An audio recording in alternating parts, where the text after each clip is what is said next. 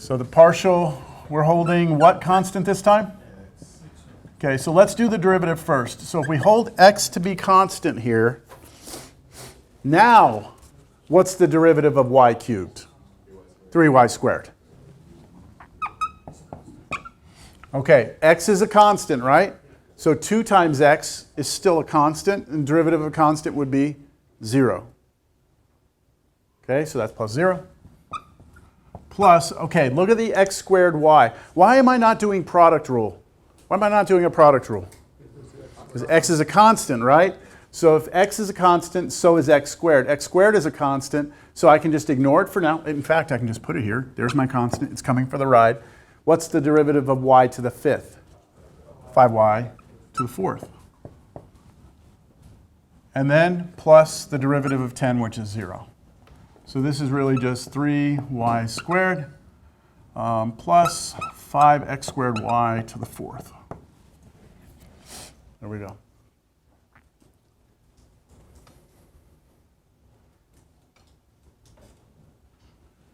Same surface. Now, at that same point, 2, 1, what's our slope of our tangent line there? So plug in 23. Is that what you get? Okay. I believe you. 23. Isn't that the same point? 2, 1, 2, 1? Okay. So on this surface, what just happened? We went out 2 on x, right? 2 on x. We held that constant. We sliced it this way. So our curve now goes this way, right, instead of this way. And we found the slope of the tangent line at 2, 1, right up here at that same point we were standing on. We were here a second ago, and if I walked this way, it was 6, right, up. Now I'm standing at that point, and which way am I facing? This way or this way? This way, because this is the y positive axis. So I'm facing this way, and if I take a step this way, it's what? 23, really steep. Okay, and if I go that way, it's negative 23. All right, good?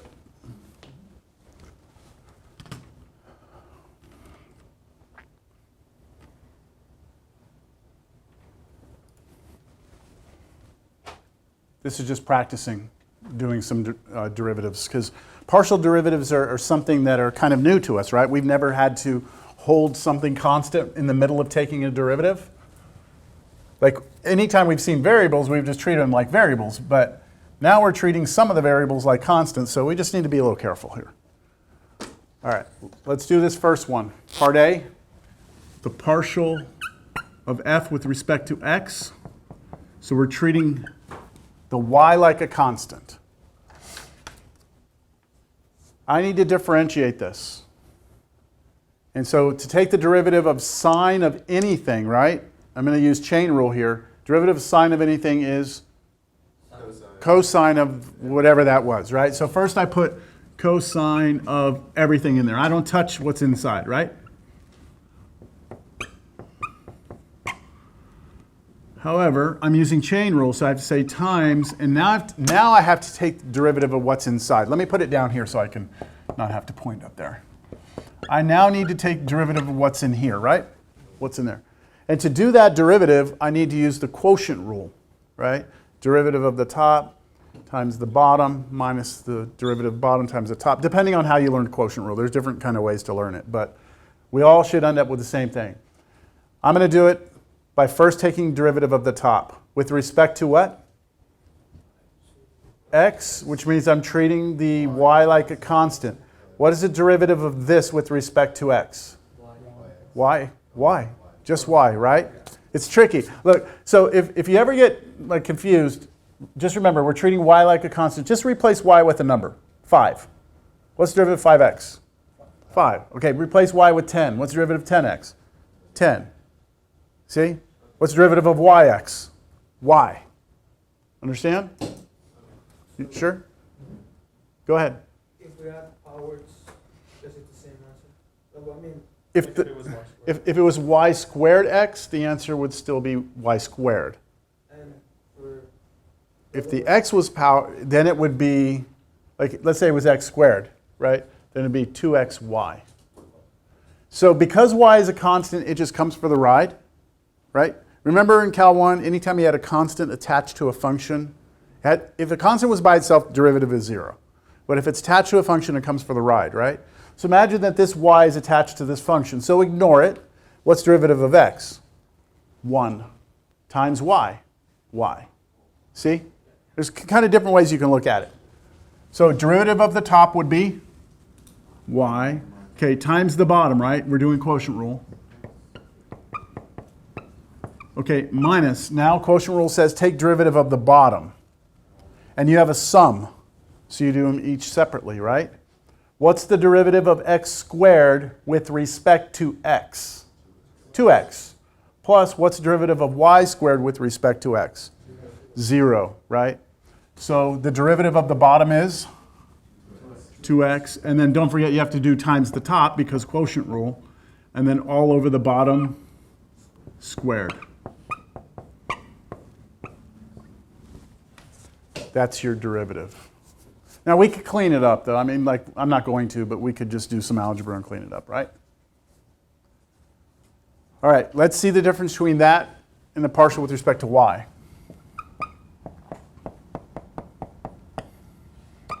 First part, same exact thing, right? Cosine. xy over x squared plus y squared. Here's where things are going to be a little different, because when I do quotient rule on this, now I'm treating x like the constant and y is the variable. So what's derivative of the top? X times the bottom. Minus, okay, what's the derivative of the bottom this time? Just 2y. Then times the top all over bottom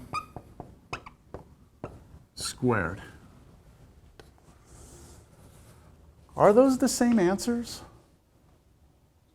They look pretty close, right? Are they? Let me check something real quick. I'm going to check something. I'm going to go ahead and distribute this through on this one and clean that up. So what would that be? Let me do it down here. It'd be yx squared plus y to the third minus 2x squared y, right? Aren't these the same? Right? I mean, I could rearrange them. These are the same. Mm-hmm. So I have y cubed minus x squared y. Because this is 1x squared y, take away 2x squared y, that's minus 1x squared y. Yeah? Okay. That's what this is, right, up here? Yeah. These match, these match. So I'm really just checking the numerators. Let's do this here, here, and then there. So that's x cubed plus xy squared minus 2y squared x. What's that? X cubed minus y squared x. Are these the same? No, they're not. Okay, just checking, right? Because I think it's a natural question to ask, like, you know, under what conditions are these two going to give you the same answer? Like, it should make sense that in general they're not, right? Like I said, when you're on a surface, if you aim this way and say, you know, what's the slope? It shouldn't be the same as aiming this way, right? But maybe under certain conditions that is irrelevant, right? Like maybe on a sphere or something like that, top of a sphere. All right, we continue. Any questions on that? Everyone kind of, I mean, you need more practice, but do you understand the basic concept? Okay. So all the rules, chain rule, quotient rule, product rule, it's all there. All right, notations. Here we go. So I was asked, is there a Leibniz notation? The following are equivalent. TFAE. The following are equivalent. All right, the notation that we just saw. This means you have a function of two variables, right?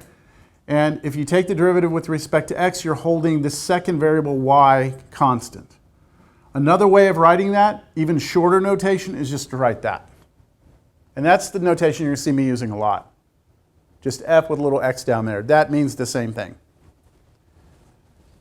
All right, now, Leibniz notation. So you see this symbol here? It's not like, you know, when we were using Leibniz back in Cal 1, it was dy dx. Dy dx. When we do partial derivatives, It's not a D, okay? It's this symbol here. It's like a backwards 6 almost, yeah? And I've seen that called different things, okay? I've seen it called different things by different people, different authors, okay? I'm going to call it del, even though later on I'm going to give you something else that's called del that is a different thing. I'm going to call it del, all right? But when you hear me say it, I'm not going to say del. I won't say del f over del x. Okay, I'm going to say partial of f with respect to x. That's the way I'm going to say this. The partial of f with respect to x. The difference between these two notations is that in this notation, y depends on x and x alone, right? Like back in Cal 1, your function depended on one variable. When your function depends on two variables, then you have, when you're holding one constant and only treating one of them as a variable, we don't use the same d. We use the del to let everyone know, hey, there's other variables that are being held constant, all right? That's one way I could write it. Could also write it del z over del x, or partial of z with respect to x. Let me say that again. Partial of z with respect to x. Partial of f with respect to x. That's the verbiage there. Or you could just do this notation, which is something like this. Partial with the, derivative with respect to x of x squared. That's a notation you may have used in Cal 1. Right? We're saying, hey, what are we doing? We're taking the derivative with respect to x of that function. That's this notation. We're taking the partial derivative with respect to x of that function. It all means the same thing, all right? These are really cool notations. What do you think f1 means? It means you're taking the derivative of f with respect to the first variable, okay? This means take the derivative with respect to the first variable of the function f. Or take the derivative with respect to x of the function f. They're all the same thing, all right?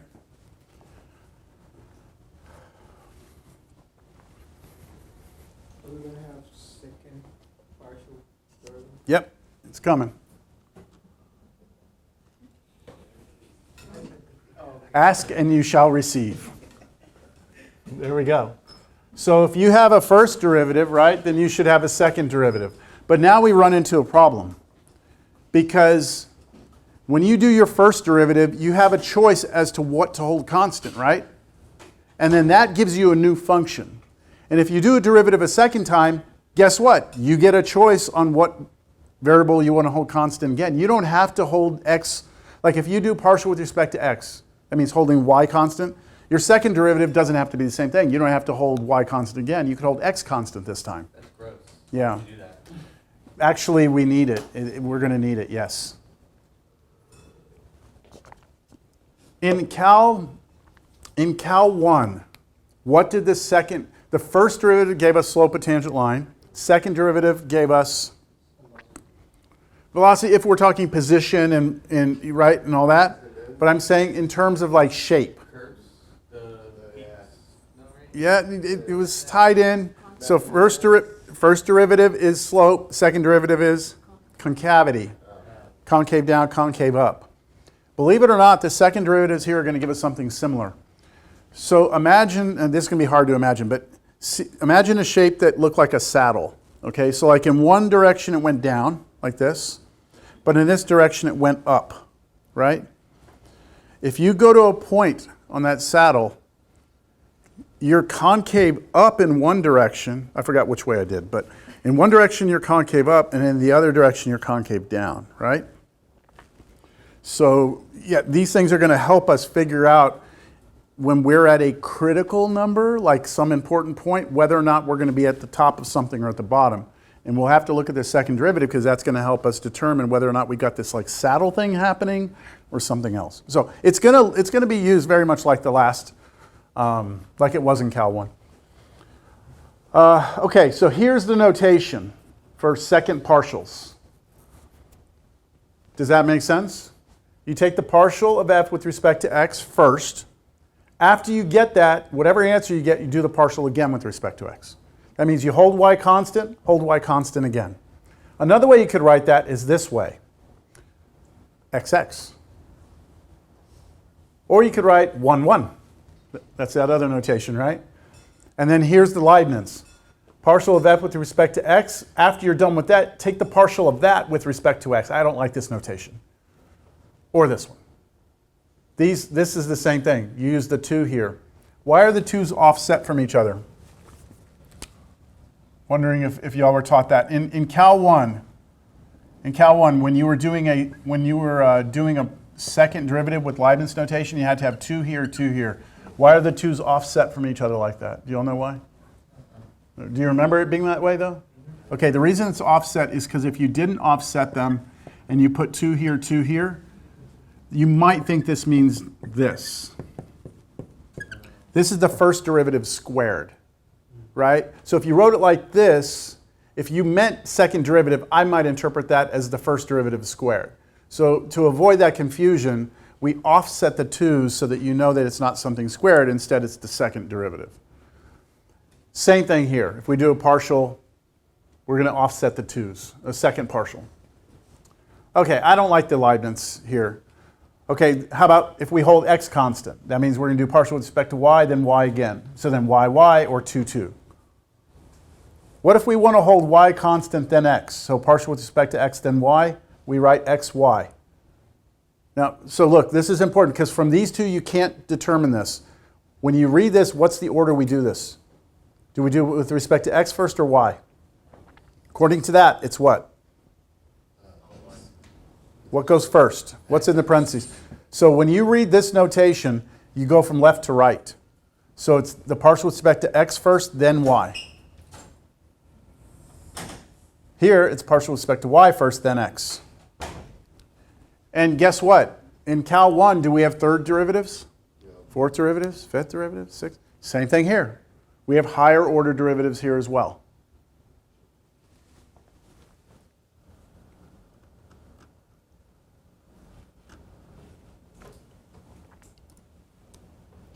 Given this function, find all the second partial derivatives of this. All second partials. So let's list out what all the possible second partials are. So what are the possible ones? We could do fxx, f xy, f yy, f yx. Well, the good news is there's only 4, right? There's only 4. There's no other ways we can do it. All right, let's do fxx. So to do these, let me start over here. I'm going to start here. Let me just get these first. What's that? What's the partial of f with respect to x? Do it yourself real quick. See if you can get an answer. I'll give you about 10 more seconds. You're holding y constant.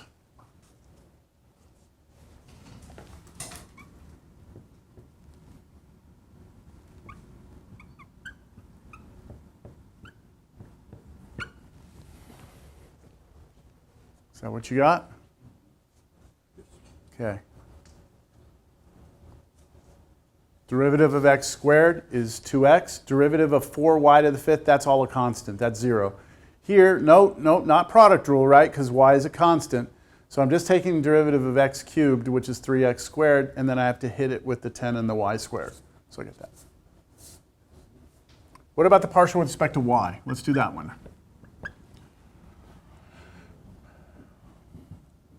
So derivative of x squared is 0. Derivative of that, 20y to the fourth. Derivative of this with respect to y, treat x like a constant. Minus 20x third y. There you go.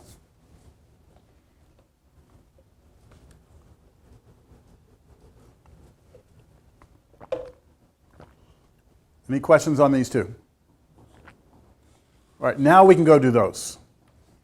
So to do f(x)(x), what I'm going to do is I'm going to take that answer and do the partial of that with respect to x again, which would be, how about the 2? Yeah, 2. And then here you're treating the y like a constant, so the 2 comes out off the x. So negative 60 x y squared. Good.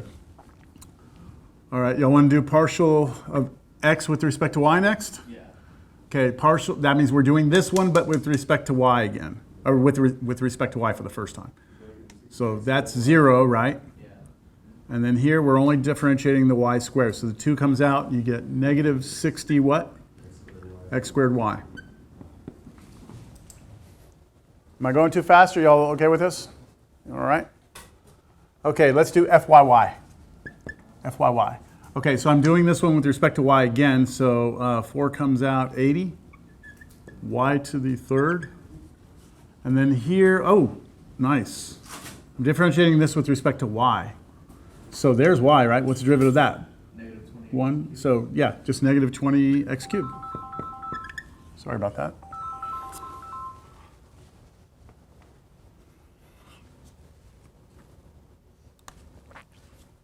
And then fyx. Partial of f with respect to y, then x. So this with respect to x, negative, careful because the 3 comes out, right? Negative 60 x squared y. It's the same as what? These two are the same, huh? Coincidence? What do you think? Coincidence? I don't know, right? I mean, think it's always? Coincidence? Yeah, so not sure yet, right? We'll answer that question in just a second. But any questions about the mechanics of what we're doing? No? All right. You'll see where this is all going to be used in a little bit. We just got to get this mechanical part down. Theorem. Claret's theorem. Yes? Do you scroll up? No, for concavity on the second derivative. Oh, we'll see. It's not as simple as in Cal 1. It was if the second derivative was positive, it was concave up. Here down. Here there's more to pay attention to because there's different, like you can look at it from different perspectives. You know, like so from one perspective it might be concave up, and the other perspective might be concave down. So yeah, we're going to get a formula that'll help us figure it all out. All right, here's the theorem. Right, we were wondering if that was a coincidence or not. Look at this theorem.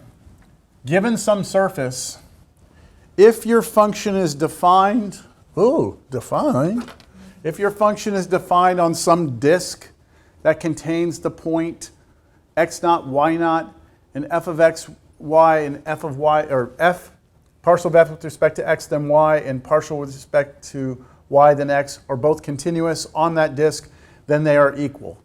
All this is saying is that as long as you're looking at a surface and you're looking at a point and there's nothing crazy happening at that point. It's not like some asymptote right next to it or something. As long as everything behaves well around that little point, then you should expect that these partials, the second partials, if you reverse the order, that you should get the same answer. It's kind of cool.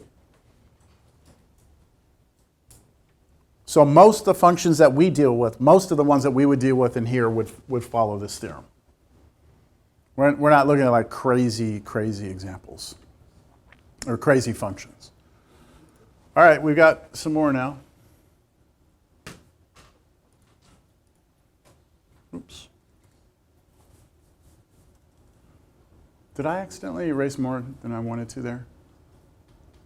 I think I accidentally.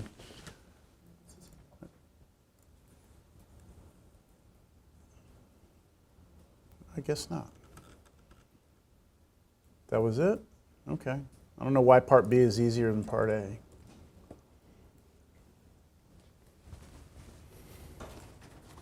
All right, so what does this say we're going to do?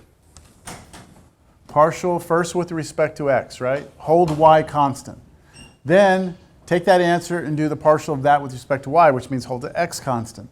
Then take that answer and hold x constant again, take partial with respect to y, and then hold that answer, hold the y constant, and take the partial with respect to x.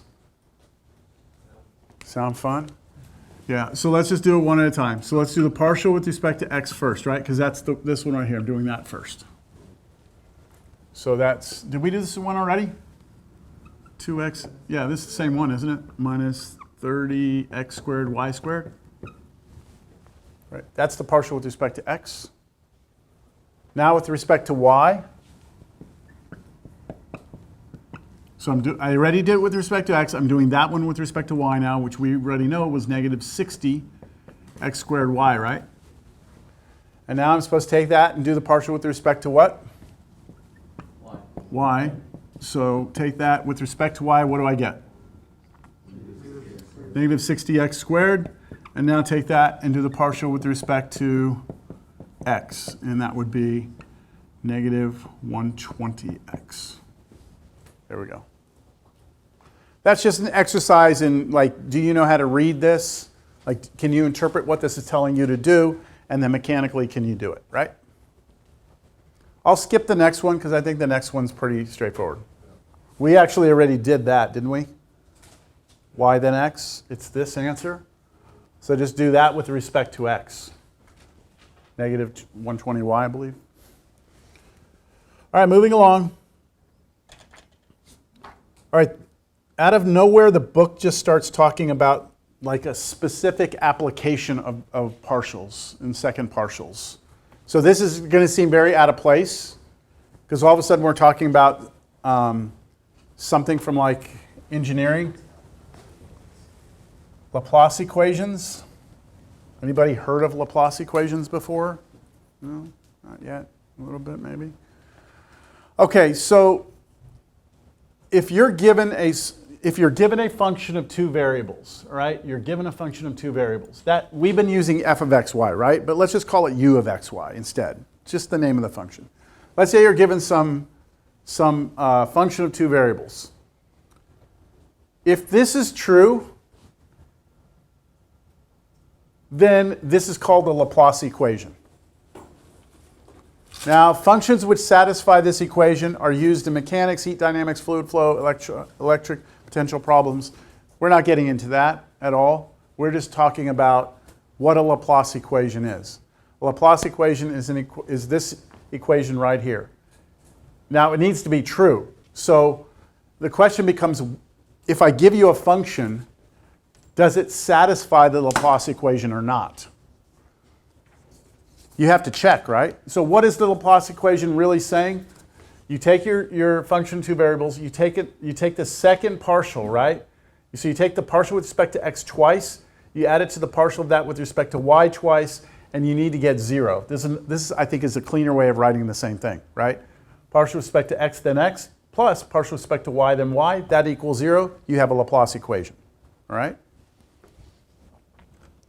So this question here says, I don't know why it got cut off. It says, it's supposed to say, does this satisfy the Laplace equation or not?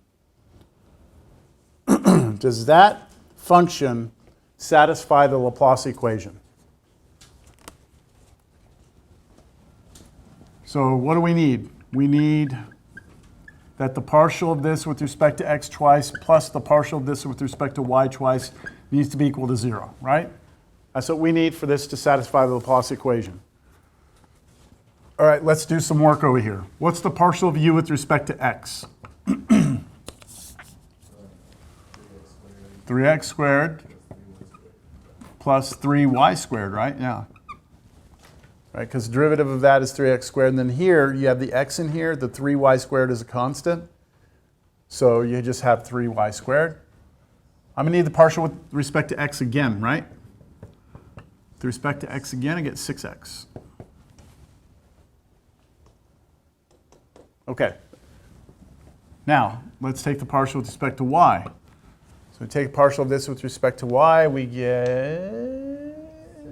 6xy. And then partial of that with respect to y a second time, we get what? 6x. They're equal, aren't they? Okay, but that doesn't satisfy the Laplace equation. Laplace equation says that they need to add up to be 0. And 6x plus 6x is not 0 in general, right? Unless x is 0, right? Like this would be true if x is 0. But if x is 0, what's the original function? 0. So, I mean, it's a boring function anyway. The 0 function satisfies the Laplace equation. Big deal. That doesn't help you do anything. So this does not satisfy it. All right. Is there a way that you could make it satisfy it? Is there any change you could make that would make it satisfy Laplace? Do you think if we put a minus right here, it would? Let's see. Let's see what would happen. If we did that, what would happen here? This would become a minus there instead, right? Wouldn't that be a minus instead? And then this would be negative 6x, right? And then when we did the partial with respect to y, what would we get? Negative 6. Yep, didn't fix it. You see? Why would you get negative 6x on top? I don't know. Why? I thought I heard y'all say that. No, No, you're right. No, I don't know why I did this. No, this would be negative here, has no impact on this, 6x. So it would. It would fit, okay. I was just listening to you. Half the time I don't know what the answer is, I just listen to you. All right, yes? Yes.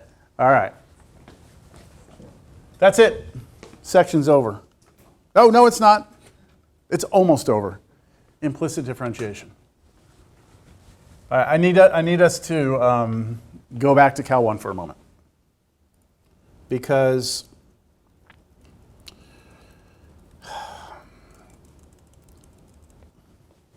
in Cal 1, we would run into things like this. So let me start with this. If I have y equals x squared plus 1, or plus x plus 1, and I say find dy dx, that meant find the derivative, right? And if it's solved for y, then you can just say, all right, dy dx is just, what, 2x plus 1.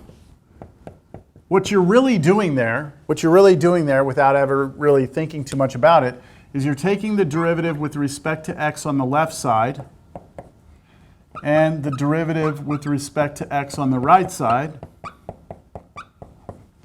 What's the derivative of y with respect to x? Dy dx. Okay, here you can do each of these individually, right? So what's the derivative of x squared with respect to x? 2x. What's the derivative of x with respect to x? 1. And what's the derivative of a constant with respect to x?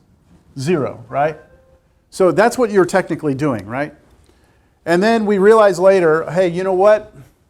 Like some equations you can't solve for y, right? You can't get y by itself. So if you had something like, I don't know, sine of x plus y equals x squared minus y squared, and you're asked to find dy dx, since you cannot isolate y by itself, you can't get y alone, you have to use implicit differentiation to do this. Let's go ahead and do this problem just as a reminder how we would do it. If we want to find that, we take the derivative with respect to x on the left side.